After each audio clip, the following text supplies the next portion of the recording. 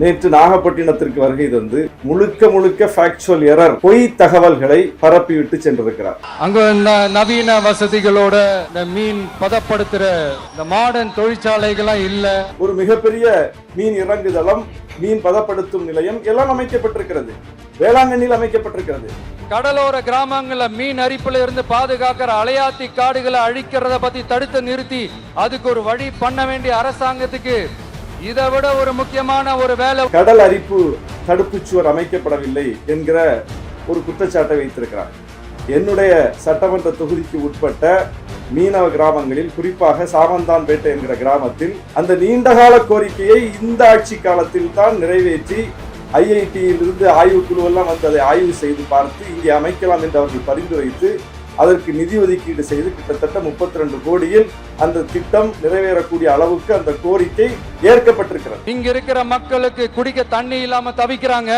அதுக்கு தீர்வா காவிரி தண்ணியை கொண்டு வரலாம், மக்களோட தாகத்தை தீர்க்க கொண்டு வந்தாங்களா? அங்க எவ்வளவு பெரிய வேலைகள் செய்யப்பட்டிருக்கு என்பதை பற்றி எந்த விதமான புரிதலும் இல்லாமல் பேசியிருக்கிறார். காவிரியை இணைச்சிங்களா, குடிநீரை கொண்டு வந்தீங்களா பேசியிருக்கிறார். நாகப்பட்டினம் வரலாற்றிலேயே 1700 கோடி ரூபாய் மதிப்பீட்டில் குடிநீர் திட்டம், மிகப்பெரிய திட்டம், அந்த திட்டம் அங்கே வந்து நிறைவேற்றப்பட்டிருக்கிறது. அந்த பணிகள் ஏறத்தாழ முடியும் தருவாயில் இருக்கு. அவர் என்ன குற்றச்சாட்டை வைத்தாலும் அந்த குற்றச்சாட்டுக்கு பதில் இருக்கிறது. அப்ப அவர் வைத்த எந்த குற்றச்சாட்டுமே உண்மையிலே அந்த மண்ணுக்கு என்ன தேவை இருக்கிறதோ, என்ன கோரிக்கை நிறைவேற்றப்படாமல் இருக்கிறதோ அதை சொல்லி இருந்தால் அது வந்து ஒரு மக்கள் நலனிலிருந்து பேசலாம்னு சொல்லலாம். இப்படி எல்லாம் பொய்யை பேசுவதன் மூலம் அவர் சாதிக்க நினைப்பது என்ன? உண்மையை பேசுங்க, உண்மையிலே அந்த மண்ணுக்கு என்ன தேவையோ அதை சொல்லுங்க. அப்ப இவருக்கு உண்மையை சொல்லி அரசியல் செய்வதற்கு ஏதும் இல்லாததனால் அவதூறு அரசியலை, பொய் அரசியலை கையில் எடுத்திருக்கிறார். அது நீடிக்காது, நிலைக்காது. அவர் வந்து ஒரு நாகரிக அரசியல் செய்யட்டும், உண்மையிலே மக்களுக்கு என்ன தேவையோ அதை பேசட்டும். அதை விடுத்துவிட்டு அண்ணாமலையினுடைய இடத்தை நிரப்புவதற்கு அவர் தேவையில்லை, RN ரவியினுடைய இடத்தை நிரப்புவதற்கு அவர் தேவையில்லை. தமிழ்நாட்டில் இப்படி நிறைய பேர் நம்ம பார்த்துட்டோம். அந்த இடத்தை பிடிப்பதற்கு விஜய் ஏன் துடியாக துடிக்கிறார் என்பதுதான் நம்முடைய கேள்வி. ஆச்சி அதிரசமா விடுங்க, கையில தட்டி சூடான எண்ணெயில பொரிச்சா அதிரசம் ரெடி. அனைவருக்கும் அன்பான வணக்கம். குறுகிய இடைவெளியில் விடுக்கப்பட்ட அழைப்பை ஏற்று வந்து சிறப்பித்திருக்கிற ஊடக நண்பர்கள் அனைவருக்கும் என்னுடைய நன்றியை தெரிவித்துக் கொள்கிறேன். தமிழ்நாடு அரசியல் களத்தை நாகரிகமானதாகவும் தமிழ்நாடு மரபுகளுக்கு ஏற்ற ஒரு களமாகவும் நாம் மேம்படுத்த நினைக்கிறோம். ஆனால் அண்மை காலமாக தமிழ்நாடு அரசியல் களத்தை மிகவும் கீழிறக்கி அவதூறுகளாலும் பொய்களாலும் வன்மத்தாலும் அதை மாற்ற துடிக்கிற சக்திகளாக பாஜக, சங் பரிவார சக்திகள் விளங்குகிறார்கள். அதனுடைய குறியீடாக கமலாலயம் வாசலில் அன்றாடம் அண்ணாமலை அவருக்கு தோன்றுவதையெல்லாம் பேசுவார். அவருக்கு என்ன சொல்லப்படுகிறதோ அவற்றை பேசுவார். அது உண்மையா பொய்யா என்று ஆராயாமல் பேசுவார். அதே வேளையை ராஜ்பவனில் உட்கார்ந்து கொண்டு ஆளுநர் ரவியும் செய்து கொண்டிருந்தார். இப்போது ஆளுநர் ரவியும் கொஞ்சம் அடங்கி இருக்கிறார், அண்ணாமலையும் கொஞ்சம் அடக்கப்பட்டிருக்கிறார். இப்போது ஆளுநர் ரவியினுடைய வீச்சும் அண்ணாமலையின் வீச்சும் ஓய்ந்திருக்கிற நிலையில் அந்த அவதூறுகளை, இட்டுக்கட்டப்பட்ட பொய்களை, வாயில் வந்ததையெல்லாம் பேசுகிற அந்த பேச்சுகளை விஜய் கையில் எடுத்திருக்கிறார். தமிழக வெற்றி கழகம் என்று ஒரு கட்சியை தொடங்கி நாங்கள் மாற்று அரசியலை கொண்டு வந்து நிறுவப் போகிறோம் என்று சொல்லி களத்திற்கு வந்திருப்பவர், களத்திற்கு வந்து கொண்டிருப்பவர் விஜய் நேற்று நாகப்பட்டினத்திற்கு வருகை தந்து முழுக்க ஃபேக்சுவல் எரர் என்று சொல்லக்கூடிய பொய் தகவல்களை பரப்பிவிட்டு சென்றிருக்கிறார். நாகப்பட்டினத்தில் நிறைவேற்றப்பட்டிருக்கிற திட்டங்கள் குறித்து எந்த விதமான ஆய்வையும் செய்யாமல், அங்கே மக்களுடைய நீண்டகால கோரிக்கைகள் கடந்த 4.5 ஆண்டுகளில் எந்த அளவுக்கு நிறைவேற்றப்பட்டிருக்கின்றன என்பதை பற்றிய எந்த விதமான அடிப்படை புரிதலும் இல்லாமல் வன்மத்தோடும் பொய்யை சொல்ல வேண்டும் என்றும் சொல்லியிருக்கிறார். அவர் வரும்போது அவருடைய பிரச்சார பயணத்தில் மின்சாரத்தை துண்டிக்க வேண்டும் என்று அவருடைய கட்சியின் மாவட்ட செயலாளர் தான் வேண்டுகோள் விடுத்திருக்கிறார், கடிதம் கொடுத்திருக்கிறார். ஆனால் அங்கே அவர் அதை அரசாங்கம் ஏதோ திட்டமிட்டு செய்கிறது என்கிற ஒரு தோற்றத்தை ஏற்படுத்துகிறார். இப்படி முன்னுக்கு பின் முரணாக பொய்யை சொல்லி தன் மீது கவனத்தை ஈர்க்கிற இந்த வழக்கம் என்பது நாம் பாஜகவில் தான் பார்த்தோம். அந்த வழக்கத்தை அதை இப்போது இவரும் செய்கிறார். எனவே இவர் யார் சொல்லி செய்கிறார், எதற்காக செய்கிறார் என்கிற கேள்வி வருகிறது. பாஜகவின் தன்மையை இவர் ஏன் பிரதிபலிக்கிறார் என்கிற சந்தேகம் வருகிறது அவர் மீது. அவர் அரசியலை நேர்மையாக செய்யலாம். புதிய அரசியல் சக்தி என்று தன்னை காட்டிக்கொள்பவர் புதிய அரசியலை செய்ய வேண்டும். ஏற்கனவே இந்த மண்ணிலிருந்து துடைத்தெறியப்பட வேண்டிய அரசியலாக நாம் எந்த அரசியலை பார்க்கிறோமோ, அவதூறு அரசியல், வன்ம அரசியல், அதை இவர் ஏன் கையில் எடுக்கிறார் என்கிற கேள்வி எழுந்திருக்கிறது. அவர் நாகப்பட்டினம் குறித்து வைத்த அத்தனை கேள்விகளுக்கும் நம்மிடம் பதில் இருக்கிறது. ஏற்கனவே அரசு அதை தெளிவுபடுத்தி இருக்கிறது. கடந்த 4.5 ஆண்டு காலத்தில் நாகப்பட்டினத்தினுடைய பல்வேறு கோரிக்கைகள் நிறைவேற்றப்பட்டிருக்கின்றன. குறிப்பாக அவர் மீன்பிடி துறைமுகம் அமைக்கப்படவில்லை, கடல் அரிப்பு தடுப்புச்சுவர் அமைக்கப்படவில்லை என்கிற ஒரு குற்றச்சாட்டை வைத்திருக்கிறார். என்னுடைய சட்டமன்ற தொகுதிக்கு உட்பட்ட மீனவ கிராமங்களில், குறிப்பாக சாமந்தான்பேட்டை என்கிற கிராமத்தில் மீன்பிடி துறைமுகம் தூண்டில் விளைவு அமைக்க வேண்டும் என்பது நீண்டகால கோரிக்கை. அந்த நீண்டகால கோரிக்கையை இந்த ஆட்சி காலத்தில் தான் நிறைவேற்றி ஐஐடியில் இருந்து ஆய்வுக்குழு எல்லாம் வந்து அதை ஆய்வு செய்து பார்த்து இங்கே அமைக்கலாம் என்று அவர்கள் பரிந்துரைத்து அதற்கு நிதி ஒதுக்கீடு செய்து கிட்டத்தட்ட 32 கோடியில் அந்த திட்டம் நிறைவேறக்கூடிய அளவுக்கு அந்த கோரிக்கை ஏற்கப்பட்டிருக்கிறது. அந்த வேலை நடந்து கொண்டிருக்கிறது. அதுபோல நம்பியார் நகர் என்கிற பகுதியில் கடல் அரிப்பு ஏற்படுகிறது என்று அந்த மக்கள் மிகவும் வருந்தினார்கள், கோரிக்கை வைத்தார்கள். கடந்த ஆட்சி காலத்திலெல்லாம் அந்த கோரிக்கை நிறைவேற்றப்படவில்லை.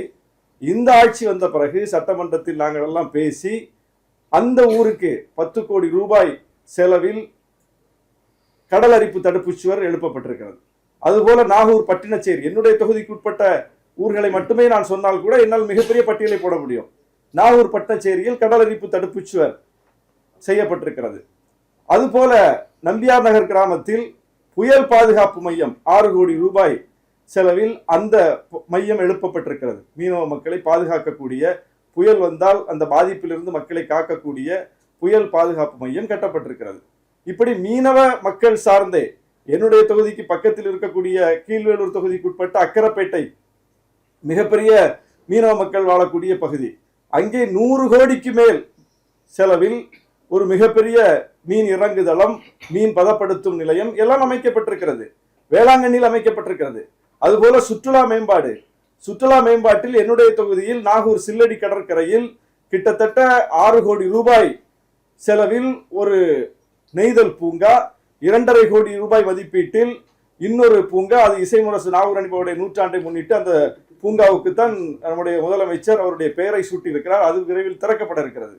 பல்வேறு கட்ட பணிகள் சுற்றுலாவுக்கான மேம்பாட்டுக்காக, மீனவர் நலனுக்காக, அதுபோல உள்கட்டமைப்பு மேம்பாடு. நாங்கள் இந்த ஆட்சி அமைவதற்கு முன்னால் தேர்தலை சந்திக்கும் போது நாகப்பட்டினத்தில் அக்கரைப்பேட்டை மேம்பாலம், நாகப்பட்டினத்தை அக்கரைப்பேட்டை இணைக்கக்கூடிய மேம்பாலம் அந்த இடத்துல தொங்கிக்கிட்டு இருந்தது. அந்த ரயில்வே டிராக்கு மேல மட்டும் கட்டி வச்சிருந்தாங்க. அதை இந்த பக்கமும் இணைக்கல, அந்த பக்கமும் இணைக்கல. ஏன்னா அதுக்கு நிலம் கையகப்படுத்தணும், மிகப்பெரிய பொருட்செலவாகும் சொல்லி கைவிடப்பட்ட ஒரு திட்டம். இந்த ஆட்சி வந்த பிறகு நாங்கள் வைத்த கோரிக்கையின் அடிப்படையில் மக்களுடைய கோரிக்கையை ஏற்று 104 கோடி ரூபாய் ஒதுக்கீடு செய்யப்பட்டு அந்த பாலம் கட்டப்பட்டு இப்போது 75 விழுக்காடு பணிகள் முடிந்திருக்கிறது. இப்படி அவர் எதையுமே அது அங்க என்ன நடந்திருக்குன்னு கூட தெரிஞ்சுக்காம அங்க எவ்வளவு பெரிய வேலைகள் செய்யப்பட்டிருக்கு என்பதை பற்றி எந்த விதமான புரிதலும் இல்லாமல் பேசியிருக்கிறார். காவிரியை இணைச்சிங்களா, குடிநீரை கொண்டு வந்தீங்களா பேசியிருக்கிறார். நாகப்பட்டினம் வரலாற்றிலேயே 1700 கோடி ரூபாய் மதிப்பீட்டில் குடிநீர் திட்டம், மிகப்பெரிய திட்டம், அந்த திட்டம் அங்கே நிறைவேற்றப்பட்டிருக்கிறது. அந்த பணிகள் ஏறத்தாழ முடியும் தருவாயில் இருக்கு. அதனால எல்லா இடமும் குடிநீர், வீட்டுக்கு வீடு குடிநீர் இணைப்புக்கான வேலைகள் நடந்திருக்குது. அதனால் சாலைகள்ல தோண்டப்பட்ட குடிநீர் இணைப்புக்காக தோண்டப்பட்டதுனால சாலை எல்லாம் சிக்கலா போச்சு. திரும்ப அந்த சாலையை போடுறதுக்கு ஒவ்வொன்றுக்கு நிதி ஒதுக்கீடு பெற்று அப்படி ஒரு திட்டத்தை நிறைவேற்றுவதன் மூலம் இன்னொரு திட்டத்தை நிறைவேற்ற வேண்டிய தேவை ஏற்பட்டு அப்படி ஒவ்வொன்றாக அந்த ஊருக்கு பார்த்து பார்த்து செய்யப்பட்டிருக்கிறது. அவர் என்ன குற்றச்சாட்டை வைத்தாலும் அந்த குற்றச்சாட்டுக்கு பதில் இருக்கிறது. அப்ப அவர் வைத்த எந்த குற்றச்சாட்டுமே உண்மையிலே அந்த மண்ணுக்கு என்ன தேவை இருக்கிறதோ, என்ன கோரிக்கை நிறைவேற்றப்படாமல் இருக்கிறதோ அதை சொல்லியிருந்தால் அது வந்து ஒரு மக்கள் நலன் பேசலாம்னு சொல்லலாம். மக்களுக்கு இந்த தேவை இருக்கு, அரசாங்கம் இது வரைக்கும் நிறைவேற்றாம இருக்கு, அதை அவர் அட்ரஸ் பண்றாரு, ஒரு புதிய கட்சியா வந்து இதை கையில் எடுத்து பேசுறாரு என்றால் அது மக்கள் நலன் சார்ந்தது. ஆனால் ஏற்கனவே மக்கள் வைத்த கோரிக்கையின் அடிப்படையில் மக்கள் பிரதிநிதிகள் நாங்கள் போய் அரசிடம் முறையிட்டு சட்டமன்றத்தில் வாதாடி அரசு அதை கனிவோடு பரிசீலித்து ஏற்றுக்கொண்டு நிதி ஒதுக்கீடு செய்து நிறைவேற்றப்பட்டிருக்கிற திட்டங்களை, நிறைவேற்றப்பட்டு வருகிற திட்டங்களை எல்லாம் செய்யவே இல்லை என்று சொல்வதென்ற பின்னணி என்ன? இவர் இந்த அரசுக்கு அவப்பெயரை ஏற்படுத்த நினைக்கிறார் ஒன்று. இப்படியெல்லாம் பொய்யை பேசுவதன் மூலம் அவர் சாதிக்க நினைப்பது என்ன? உண்மையை பேசுங்க. உண்மையிலே அந்த மண்ணுக்கு என்ன தேவையோ அதை சொல்லுங்க. நாகூர் ஹாஸ்பிட்டலை பத்தி பேசியிருக்கிறார். நாகூர் ஆண்டவர் அரசு மருத்துவமனை என்பது 40 ஆண்டுகளாக பழுதடைந்த நிலையில் இருந்த ஒரு மருத்துவமனையை இந்த அரசு வந்த பிறகு முழுக்க அந்த பழைய கட்டிடங்கள் எல்லாம் இடிச்சிட்டு 5 கோடி ரூபாய் மதிப்பீட்டில் புதிய கட்டிடம் கட்டும் பணி நடந்து வருது. ஆனாலும் அந்த மருத்துவமனை புதுசா கட்டிடம் கட்டுறதுனால அதை மூடிடக்கூடாதுன்னு சொல்லி தற்காலிகமாக வேறு ஒரு கட்டிடத்தில் அந்த மருத்துவமனை இயங்கிக் கொண்டிருக்கிறது. அங்கே 4 பேர் பணியாளர்கள், மருத்துவர் உள்ளிட்ட பணியாளர்கள் தான் அந்த 4 பேர் ஸ்டாஃபும் இருக்காங்க, வேக்கண்டே இல்லைங்க. அப்ப இதெல்லாம் ஒரு தெரியாமலேயே அங்க வந்து பேசிட்டு இருக்காரு. ஒட்டுமொத்த நாகப்பட்டினம் மாவட்டத்திற்கு மருத்துவர்கள் பற்றாக்குறை என்பது அது நீண்ட கால பிரச்சனை. அது ஏன்னா அங்க வந்து பணியாற்றுவதற்கு மருத்துவர்கள் பெரிதாக ஆர்வப்படுவதில்லை. அது இந்த ராமநாதபுரத்துக்கு போட்டுட்டா எங்களை தண்டிக்கிற மாதிரி அப்படின்னு ஒரு காலத்துல ஒரு புரிதல் இருந்தது போல நாகப்பட்டினத்தை பார்க்கிற மனோநிலை இருக்கிறது பணியாளர்கள்ட்ட. அப்படி ஒரு நிலை இருந்த பிறகும் கூட இந்த அரசு வந்த பிறகு முடிந்த வரைக்கும் ரோஸ்டர் சிஸ்டத்தின் மூலம் வந்து அங்கே பணியாளர்களை, மருத்துவ பணியாளர்களை, மருத்துவர்களை கொண்டு வந்து நிரப்பக்கூடிய பணியை ஒவ்வொரு கட்டத்திலும் செய்து வரக்கூடிய ஒரு சூழலை நம்ம பார்க்கிறோம்.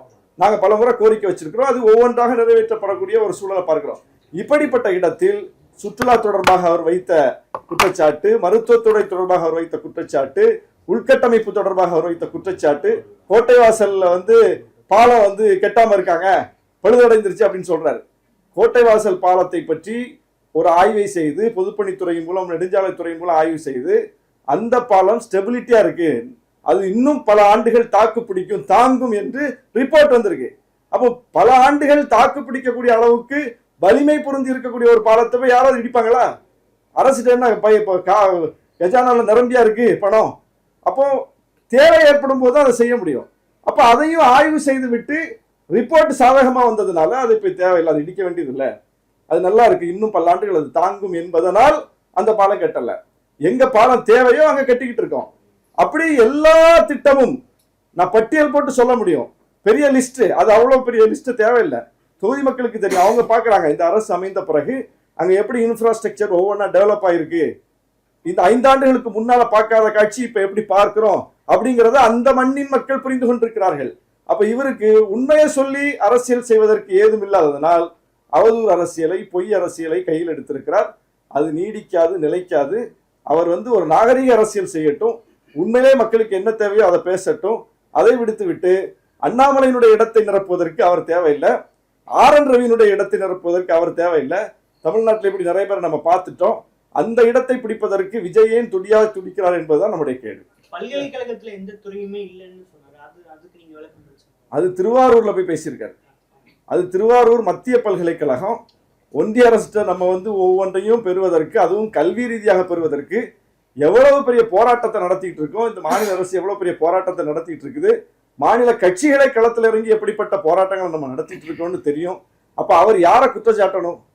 ஒன்றிய அரசு தொடர்பாக, இப்ப ரயில்வே ஸ்டேஷன் தொடர்பாக ஒரு குற்றச்சாட்டு வைக்கிறார், ஒன்றிய பல்கலைக்கழகம் தொடர்பாக ஒரு குற்றச்சாட்டு வைக்கிறார். அதுவும் ஒழுங்கா தெரிஞ்சுக்கிட்டு வச்சிருக்கலாம். அப்போ ஒன்றிய அரசை நோக்கி அவரு நம்மளோட சேர்ந்துல பேசணும். எங்க பேசுறாரு? பாஜக தொடர்பான விஷயங்கள்ல அவர் எங்க வெளிப்படுறாரு? அப்ப அவருக்கு திமுகவை குறிவைப்பதற்கான அஜெண்டா யாராவது கொடுத்திருக்காங்களா? அதுதான் ஒரு வேலையா? ஒரு கட்சியை குறிவைப்பது என்பது ஒரு புதிய சக்தியின் வேலையா எந்த காலத்திலும் தமிழ்நாட்டு அரசியல் நான் பார்த்தது இல்லையா?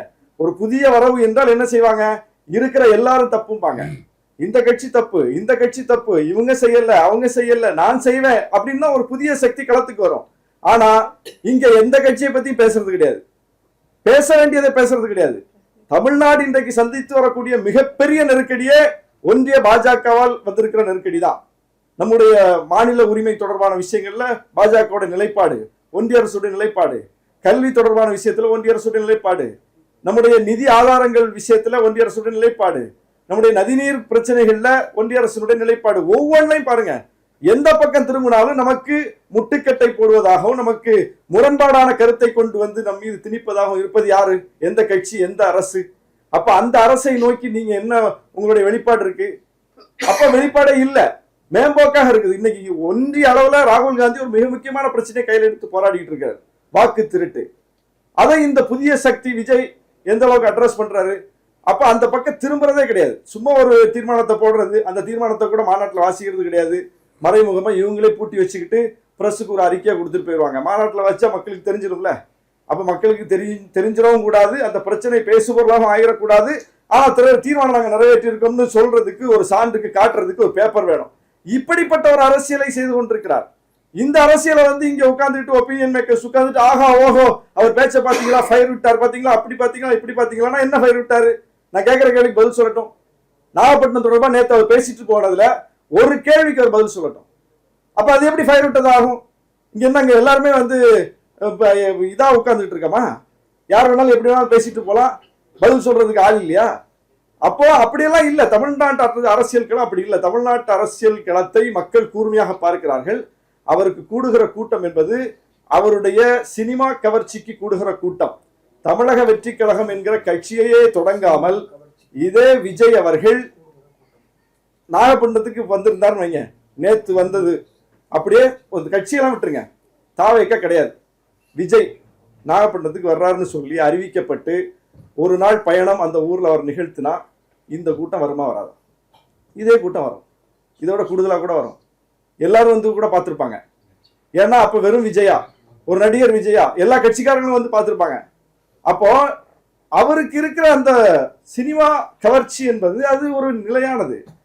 அதை வைத்துக்கொண்டு அவர் வந்து அப்படி ஃபயர் விட்டுட்டார், இப்படி ஃபயர் விட்டுட்டார்னு சொல்லி இப்படி பல பேர் பேசுவதும், இல்லாத ஒன்றை இருப்பதாக காட்டுவதும், அவர் வந்து கேள்விகளாக அடுக்கி விட்டார், சவால் விட்டு விட்டார், தைரியம் இருக்கான்னு கேட்டுட்டார். முதல்ல நீங்க பிரஸை சந்திக்க அந்த தைரியம் இருக்கா உங்களுக்கு? ஒரு கேள்விக்கு பதில் சொல்லுங்க. பத்திரிகையாளர்களை சந்திக்காத தலைவர்களே கிடையாது உலகத்துல. ஊடகவியலாளர்கள் வைக்கக்கூடிய கேள்விகளை எதிர்கொள்வதுதான் துணிச்சல். அரசியல் அந்த துணிச்சல் வேணும். முதல் அடிப்படை தகுதி அதுதான். எந்த கேள்வி வேணாலும் கேளுங்க, பதில் சொல்றேன் என்பதுதான் ஒரு தலைவருக்கான இலக்கணம். அது எங்க போச்சு உங்கள்கிட்ட? நேற்று வந்து பிரஸ் அப்பவும் உங்களை நோக்கி வர்றாங்க. நீங்க அவங்கள வந்து பார்க்காத போதும், அவங்கள வந்து நீங்க பார்க்க விரும்பாத போதும் அவங்க கடமை செய்யறாங்க, மைக்க நீட்டுறாங்க, உடனே கண்ணாடியை தூக்குறீங்க. என்னன்னு கூட கேட்கறதுக்கு உங்களுக்கு வந்து துணிச்சல் இல்லை. நீங்க துணிச்சலை பத்தி மற்ற தலைவர்களுக்கு சவால் விடுறீங்க. முதல்ல இந்த அடிப்படை துணிச்சலை நீங்கள் பெறுங்கள். இது துணிச்சல்னு கூட சொல்ல முடியாது, இது ஒரு சாதாரண அடிப்படையான ஒரு தகுதி. இது இந்த தகுதி கூட நீங்கள் இன்னும் அடையவில்லை. அப்ப நீங்க வந்து ஒரு பிம்பம். உங்களுடைய புகழ் என்பது சினிமாவின் மூலம் கிடைத்திருக்கிற புகழ். உங்களுக்கு எல்லாரும் ரசிகர்களா இருக்காங்க. நாங்க கூட உங்க படத்தை விரும்பி பார்க்கக்கூடியவர்களா இருக்கிறோம். அடுத்த படம் வந்தாலும் பார்ப்போம், கடைசி படத்தையும் பார்த்தோம். அப்ப எங்களெல்லாம் உங்க கணக்குல வச்சுப்பீங்களா? அப்ப உங்க கணக்கு என்பது என்ன? ஒரு தேர்தலையாவது நீங்க சந்திச்சிருக்கணும். நீங்க கட்சி தொடங்கி 2 ஆண்டுகள்ல உங்களுடைய துணிச்சலை நிரூபிப்பதற்கு பல இடைத்தேர்தல்கள் வந்தது, போட்டியிடல. நீங்க நாடாளுமன்ற தேர்தல் வந்துச்சு, உங்களுடைய கொள்கை எதிரியை களத்துல சந்திச்சிருக்க முடியும், போட்டியிடல. நீங்க 26 தேர்தலுக்கு கூட இப்ப கடைசியா ஒரு படத்துக்கு 6 மாசம் கால் ஷீட் கொடுத்த மாதிரி இப்ப ஒரு 6 மாசம் கால் ஷீட் கொடுத்துருக்கீங்க. இந்த படம் ஓடுனா கன்னியூ பண்ணுவீங்க, இந்த படம் ஃபிளாப் ஆயிடுச்சுன்னா விட்டுட்டு போயிடுவீங்க. அது ஏற்கனவே ஒரு கேரள ஒரு திரைக்கலைஞர், ஒரு நடிகை அவர்கள் வந்து சொல்லியிருக்காங்க. அவர்கிட்ட நான் பேசும்போது அவர் சொன்னாரு அப்படின்னு. அது உண்மையா போயான்னு தெரியல, ஆனா அவங்க சொல்லியிருக்காங்க, அதை நீங்க மறுக்கல. அப்போ இப்படித்தான் இந்த அரசியல் வந்து முன்னிறுத்தப்படுகிறது. இதை அவ்வளோ பெரிய ஒரு சுயம்புவாக களத்திலிருந்து வர்ற ஒரு லீடரோட ஒப்பிட்டு, எக்ஸ்டம்போரா பேசக்கூடிய லீடர்ஸோட ஒப்பிட்டு, எந்த கேள்வி வைத்தாலும் பதில் சொல்லக்கூடிய லீடர்ஸோட ஒப்பிட்டு, ஃபயர் விட்டுட்டாரு அப்படி விட்டுட்டாருன்னு 10 பேர் ஏன் பேசுறீங்க? அப்போ இது ஒரு வேலை திட்டம் போல இருக்கு, புனைவா இருக்கு, ஒரு செயற்கையா இருக்கு. ஒரு கட்சியை தொடங்குவதும் அவரை வந்து ரொம்ப தள்ளி கொண்டு வந்து விடுறது களத்துல. அவர் வரவே மாட்டாரு, வீக்கெண்ட்ல வருவாரு, எப்போது ஒரு நாள் வருவாரு, ஏதாவது ஒன்று பேசுவாரு. அதுவும் வந்து ரொம்ப ஸ்கிரிப்டடா பேசுவாரு, எதுவும் திடீர்லாம் பேச மாட்டாரு. அப்ப இப்படி வந்து ஒரு வடிவமைக்கப்பட்ட ஒரு தலைமை, ஒரு வடிவமைக்கப்படுகிற ஒரு கட்சி, ஒரு டிசைனா இருக்கு எல்லாம்.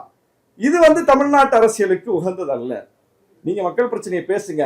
நீங்க மக்கள் பிரச்சனையை உங்க கவனத்துக்கு வந்து அதன் மீது அக்கறை கொண்டு நீங்க பேசியிருந்தா நாகப்பட்டினத்துல வந்து இப்படி பொய்யையும் புரட்டையும் பேசியிருக்க மாட்டீங்க. உண்மையிலே நாகப்பட்டினம் மக்களுக்கு என்ன பிரச்சனை இருக்குன்னு பேசியிருப்பீங்க. அவன் அந்த மக்கள்கிட்ட இன்னும் கோரிக்கை நிறைவேற்றப்படாம கோரிக்கை என்ன இருக்கு அதை எடுத்து அட்ரஸ் பண்ணிருப்பீங்க. அது அந்த மக்களுக்கு இப்போ வலு சேர்க்கும். ஓ, விஜய் வந்து சொல்றாரு இந்த கோரிக்கையெல்லாம் மிச்சம் இருக்கு, இதை பேசுறதுக்கு விஜய் வர்றாரு. இப்ப நாங்களும் பேசத்தானே செய்யறோம். எல்லா கோரிக்கையும் நிறைவேறிடுச்சா? அப்ப சட்டமன்றத்தில் அடுத்த கூட்டம் நடந்தா நாங்க என்ன எல்லா கோரிக்கையும் நிறைவேறிச்சு, எனக்கு டைம் தேவையில்லை, வாழ்க அப்படின்னு சொல்லிட்டு உட்கார போறோம்? சட்டமன்ற கூட்டத்தில் எப்ப கூடும், அடுத்தது எந்த பிரச்சனையை பேசலாம் தானே காத்திருக்கோம். அப்ப அது மாதிரி இன்னும் நிறைவேற்றப்படாத கோரிக்கைகள் இருக்கு, மக்களுக்கு தேவைகள் இருக்கு. அதை பேசுவதற்கு ஒரு கட்சி வந்து பேசலாம், பல கட்சிகள் பேசணும், பல தலைவர்கள் பேசணும். மக்களின் குரலாக பல தலைவர்கள் பல கட்சிகள் பேசும் போதுதான் அந்த குரலுக்கு ஒரு பெரிய வலிமை சேரும், அந்த கோரிக்கை நிறைவேற்றப்படும். அப்படி ஒரு சக்தியாக விஜய் வந்தால் அது மக்களுக்கான அரசியல். ஆனா அதெல்லாம் பேச மாட்டேன், பொய் தான் பேசுவேன் அப்படின்னா பொய் பேசியவர் என்ன நிலைமைக்கு ஆனார்னு பாக்குறோம். 2 IPSகள் தமிழ்நாட்டுல பொய்யையும் புரட்டையும் அன்றாடம் பேசி பேசி தமிழ்நாட்டுல இன்னைக்கு அவங்களுடைய நிலைமை என்னன்னு பாக்குறோம், கண்ணால பார்க்கிறோம். அதுபோல மக்களால் நிராகரிக்கப்படக்கூடிய நிலைமைதான் விஜய்க்கு வரும். இப்படியே போனா அவருக்கு கூடுகிற கூட்டம் இல்ல அவருக்கு வரக்கூடிய அவர் சொல்ற விஷயம் இவ எல்லாமே உங்க கூட்டணிக்கும் உங்க கட்சிக்கும் குறிப்பா நீங்க சட்டமன்ற உறுப்பினராக உங்களுக்கும் ஒரு ஒரு ஒரு அழுத்தத்தையோ நெருக்கடியோ ஏற்படுதுன்னு நினைக்கிறீங்களா? இல்ல எப்படி பாக்குறது இது? இந்த 3 விஷயத்தையும் ஒப்பிட்டு எப்படி? அதான் நான் சொல்லிட்டேன், அவருக்கு எல்லா தரப்பிலும் ரசிகர்கள் இருக்கிறார்கள், நாமும் அவருடைய ரசிகர்களாக இருக்கிறோம். அப்ப எல்லா தரப்பும் அவரால் ஈர்க்கப்பட்டவர்களாக ஏற்கனவே ஒரு களத்துல இருக்கும்போது அவர் வந்து ஒரு புதிய களத்துல வெறும் சினிமா பத்தி மட்டும் பேசல, அரசியல் பேசுகிறார்.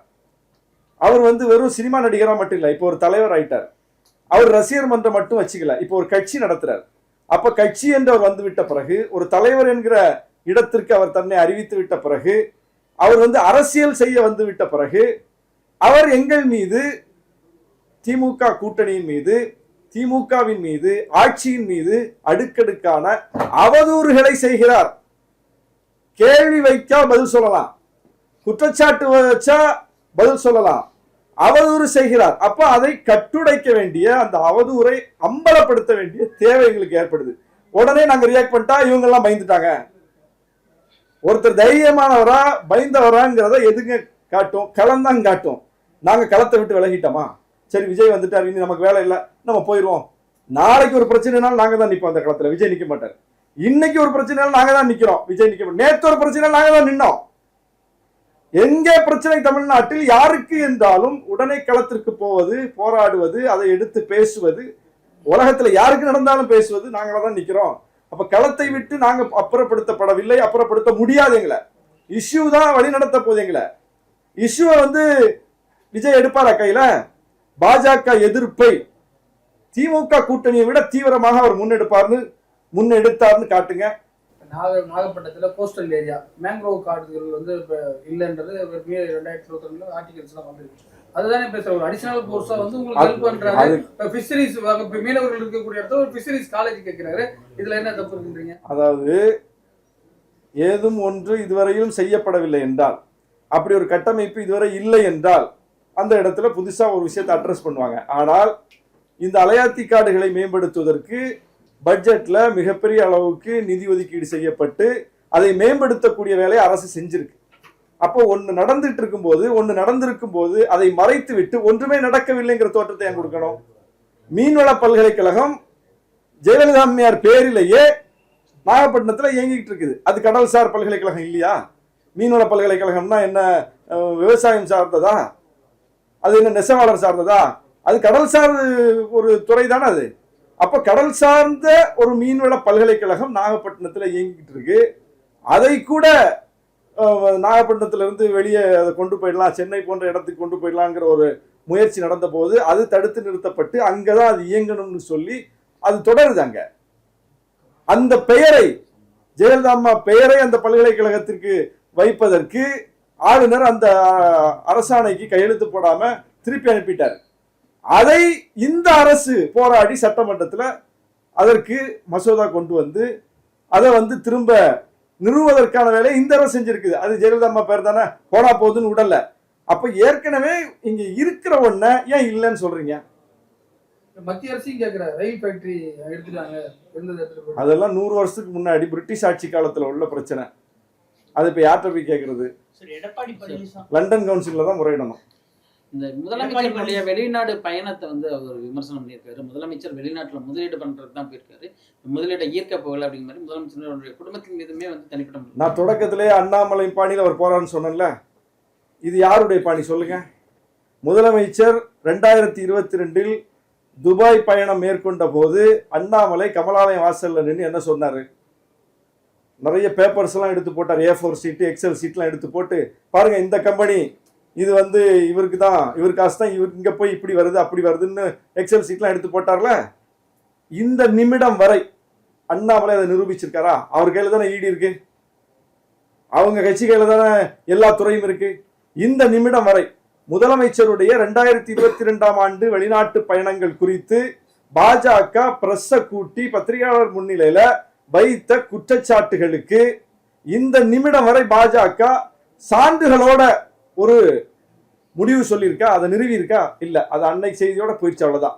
அப்ப அன்னைக்கு பரபரப்புக்கு அந்த பயணத்தை கொச்சைப்படுத்துவதற்கு அவங்களுக்கு அன்னைக்கு தேவைப்பட்டது. அது நீங்க ஏன் சார் அந்த இதை கையில எடுக்கிறீங்க? நீங்க தான் பாஜகவுடைய கொள்கை எதிரியாச்சே, உங்களுடைய கொள்கை எதிரிங்களா பாஜக. அந்த அவதூறு அரசியல நீங்க கையில எடுக்கிறீங்க. முதலமைச்சருடைய வெளிநாட்டு பயணம் முதலீடுகளை ஈர்க்க அல்ல, முதலீடுகளை கொண்டு சேர்க்க, அங்க கொண்டு போய் இவர் முதலீடு செய்யறதுக்கு அப்படின்னா நீங்க சான்று சொல்லுங்க. விஜய் வந்து பேப்பர் வச்சு தானே படிக்கிறாரு, அதே மாதிரி ஒரு பேப்பரை காட்டட்டும், பாருங்க, ஒரு சான்று காட்டட்டும். காட்டல, போற போக்கில் அடிச்சு விடுறது இது யார் பாணி?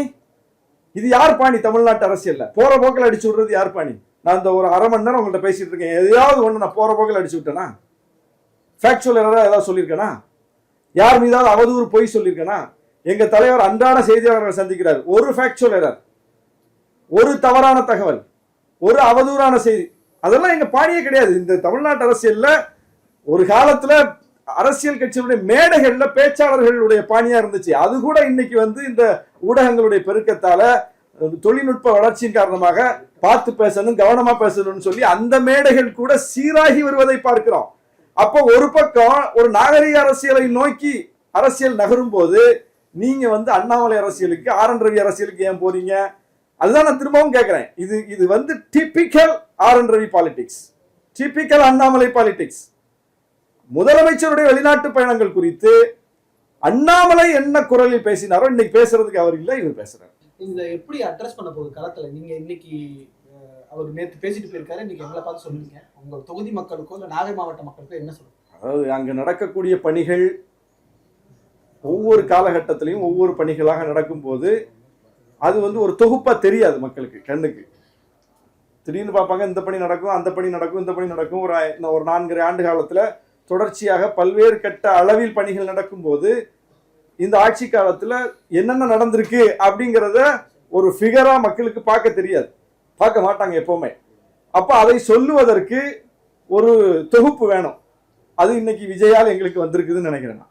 விஜய் வந்து பொய்யா சொல்ல சொல்ல நாங்க என்னென்னலாம் செஞ்சிருக்கிறோம், என்னென்ன பணிகள் நடந்திருக்குதுன்னு ஒரு தொகுப்பா இன்னைக்கு மக்கள்கிட்ட சொல்வதற்கான ஒரு வாய்ப்பு இது. ஆனா அவர் உண்மையை பேசுனா அது நல்லது, அவருக்கு நல்லது. பொய்ய பேசுனா அது எங்களுக்கு நல்லது. 2026 களத்துல தாவேக்காக்கும் திமுகவுக்கும் நேரடி போட்டி, வேற யாருமே களத்துல இல்லை. இதை வந்து இங்க தம்பி நம்ம ராம் இருக்காரு, ராம் சங்கர், அவர் ஓராண்டுக்கு முன்னாடி ஒரு பேட்டி எடுத்தார் என்கிட்ட. அப்பவே நான் சொன்னேன், எதிர்கட்சி அரசியலை விஜய் தீவிரப்படுத்தினால் அதிமுக தன்னுடைய இருப்பை இழக்கும். இதுதான் டைட்டிலே. இப்போ திமுகவுக்கும் தாவேக்காவுக்கும் போட்டின்னு விஜய் சொல்றாருன்னா அதுல யாருக்கு பிரச்சனை? அதுல திமுகவுக்கோ திமுக கூட்டணிக்குமா பிரச்சனை இருக்கா? அவர் எந்த கட்சி அங்க வந்து காலி பண்றாரு, இதை எந்த ஒப்பீனியன் மேக்கர்ஸும் பேச மாட்டாங்க. விஜய் வருகை விசிகாவுக்கு ஆபத்து, விஜய் வருகை திமுகவுக்கு ஆபத்து. அவர் திமுக ஒண்ணு இருக்குன்னு சொல்றாரு, விஜயே சொல்லாதே நீங்க சொல்லிட்டு இருக்கீங்க. விஜய் திமுக ஒண்ணு இருக்குன்னு அக்செப்ட் பண்ணி பேசுறாரு, அதனுடைய வலிமையை புரிஞ்சுக்கிட்டு பேசுறாரு, அதை எதிர்க்கத்தான் நான் வந்திருக்கேன்னு பேசுறாரு. ஆனா அவர் சார்புல அவரை விதந்தோதி பேசக்கூடியவங்க பூரா திமுக ஓட்டு தான் போகுது, விசிக ஓட்டு தான் போகுது. விசிக ஓட்டு எப்படி போகும்? விசிக ஓட்டுனா முதல்ல என்ன? விசிக ஓட்டுனா சினிமா கவர்ச்சியில் வந்த ஓட்டா? விசிக ஓட்டுனா என்ன? 25 இயர்ஸா 25 ஆண்டுகளுக்கு மேலாக விசிக வாக்கு வங்கின்னு ஒன்று இருக்குல்ல, அது என்ன வாக்கு வங்கி? அது ரசிக மனோநிலையில் வந்த வாக்கு வங்கியா? அது அம்பேத்கரியத்தை, பெரியாரியத்தை, சொல்லி அந்த கோட்பாட்டின் அடிப்படையில் நாங்கள் பெற்றிருக்கிற வாக்கு வங்கி. அப்ப எங்கள் வாக்கு வங்கி அவர் பெற்றுட்டு போகணும்னா எங்களை விட தீவிரமாக அம்பேத்கரியம் பேசணும், எங்களை விட தீவிரமாக பெரியாரியம் பேசணும். என்ன பெரியாரியம் பேசிட்டாரு, என்ன அம்பேத்கரியம் பேசிட்டாரு? சீமான் அவ்வளவு தூரம் பெரியாரை போட்டு கொச்சப்படுத்துறாரு. நாங்க தான் வந்து தொண்டை தண்ணி வைத்த பதிலடி கொடுத்துட்டு இருக்கோமே தவிர எந்த தாவேக்கா நிர்வாகி வந்து பதிலடி கொடுத்தாரு? எங்க விஜய் வந்து அதுக்கு ரியாக்ட் பண்ணாரு? பெரியார் மீது ஒரு மிகப்பெரிய அவதூற சொல்றாருல சீமான். என்ன உங்களுடைய பதிலடி? என்ன பதிலடி? கிடையாது. அப்ப பெரியார் அரசியல என்ன நீங்க முன்னெடுப்பீங்க? அப்ப பெரியார் உணர்வாளர்கள் இதுல யார் பக்கம் நிப்பாங்க? இதுல விஜய் பக்கம் நிப்பாங்களா, எங்க பக்கம் நிப்பாங்களா? அம்பேத்கரிய உணர்வாளர்கள் யார் பக்கம் நிப்பாங்க? ஒரு ஒரு அட்ராசிட்டி நடக்குது, ஒரு வன்கொடுமை நடக்குதுன்னா அங்க களத்துக்கு போறது யாரு? அந்த மக்களுடைய பிரச்சனையை அரசுக்கு சொல்றது யாரு? போராட்டம் நடத்துறது யாரு? அந்த மக்களுக்கு நீங்க தனிமைப்படுத்தப்பட்டவர் அல்ல, நீங்கள் கைவிடப்பட்டவர் அல்ல, உங்களோட நாங்க இருக்கேங்கிற நம்பிக்கை தர்றது யாரு? பிசிகே தானே தர்றோம். அப்ப எங்களை விட எங்கள்கிட்ட இருந்து அந்த ஓட்டர் வாங்கிட்டு போனோம்னா எங்களை விட அவர் எங்க அந்த களத்துல நின்று இருக்காரு? இப்பவும் நிக்கிறாரா? இல்லையே. அப்போ ஒரு அதான் சொல்றேன் திரும்ப திரும்ப, ஒரு போலியான பிம்பம் கட்டமைக்கப்படுது. அந்த ஓட்டை வாங்கிடுவாரு, இந்த ஓட்டை வாங்கிடுவாரு. முதல்ல விஜய் வந்து தேர்தலில் போட்டியிடட்டும். முதல்ல அதுவே அதிமுக இடத்தையே அவர் பிடிப்பாராங்கிறதும் தேர்தல் என்னதான் தெரியும். அதுவும் வந்து தேர்தலை பார்க்கணும். நம்ம இப்போ ஒவ்வொரு கட்சிக்கும் திமுக கூட்டணிக்கு இவ்வளோ ஓட்டு, திமுகவுக்கு இவ்வளோ ஓட்டு, திமுக கூட்டணியில் கூட ஒவ்வொரு கட்சிகளுக்கும் இவ்வளோ ஓட்டு இருக்கு, அதிமுகவுக்கு இவ்வளோ ஓட்டு இருக்கு, பிஜேபிக்கு இவ்வளோ ஓட்டு இருக்கு, நாம் தமிழருக்கு 8 விழுக்காடு ஓட்டு இருக்குங்களா? தேர்தலில் போட்டியிடாமலேயே பெர்செப்ஷன் அடிப்படையில் எல்லாம் சொல்லப்பட்டதா? இந்த விழுக்காடுங்கிறது எப்படி வந்துச்சு? இந்த விழுக்காடுங்கிறது தேர்தலில் போட்டியிட்டதுனால வந்துச்சு. ஆனால் ஒரு கட்சிக்கு மட்டும் தேர்தலையே போட்டியிடாம ஒருத்தர் 15ங்கிறாரு, ஒருத்தர் 20ங்கிறாரு, ஏன் 50ன்னு சொல்லுங்க. அதுல ஏன் வஞ்சனம் பண்றீங்க? விஜய் 50 விழுக்காடு ஓட்டு வாங்குவாருன்னு ஏன் சொல்ல மாட்டீங்க? நீங்க சொல்றதை முடிவு பண்ணிட்டீங்கல்ல, அதே 10 எந்த அடிப்படையில் சொல்றீங்க? அது என்ன 15 எந்த அடிப்படையில் சொல்றீங்க? அது என்ன 20? ஏன் 50 சொல்லுங்க? இல்ல 80 விழுக்காடு வாக்குப்பதிவானா 80மே விஜய்க்குன்னு கூட சொல்லலாமா? ஏன்னா அவர் தான் ப்ரூவ் பண்ணல. இப்போ ப்ரூவ் பண்ணாத ஒருவருக்கு நீங்க எப்படி ஒரு ஃபிகரை ஃபிக்ஸ் பண்றீங்க? எந்த கட்சிக்கு இப்படி ஃபிக்ஸ் பண்ணீங்க? திமுகக்கு 40 விழுக்காடு தேர்தலில் போட்டியிடாமலேயே ஃபிக்ஸ் பண்ணிட்டீங்களா? நாம் தமிழருக்கு 8 விழுக்காடு தேர்தலில் போட்டியிடாமலே ஃபிக்ஸ் பண்ணிட்டீங்களா? தேர்தலில் போட்டியிட்டு வாங்கினது தானங்க சொல்றீங்க. எல்லா கட்சிக்கும் அப்படிதான் சொல்லுவோம், சொல்லி கொண்டிருக்கிறோம் என்னும் போது தாவேகாவுக்கு மட்டும் ஒரு தேர்தலை கூட, ஒரு இடைத்தேர்தலை கூட அந்த கட்சி சந்திக்காமல் இருக்கும் போதே 15ங்கிறீங்க, 20ங்கிறீங்க, 25ங்கிறீங்க. முதல்ல அது 25, 15, 5, 2, 1 நோட்டாக்கு கீழையா? எலெக்ஷன் சந்திக்கட்டும், சந்திச்ச பிறகு எது உண்மையா அதை நம்ம பேசுவோம்.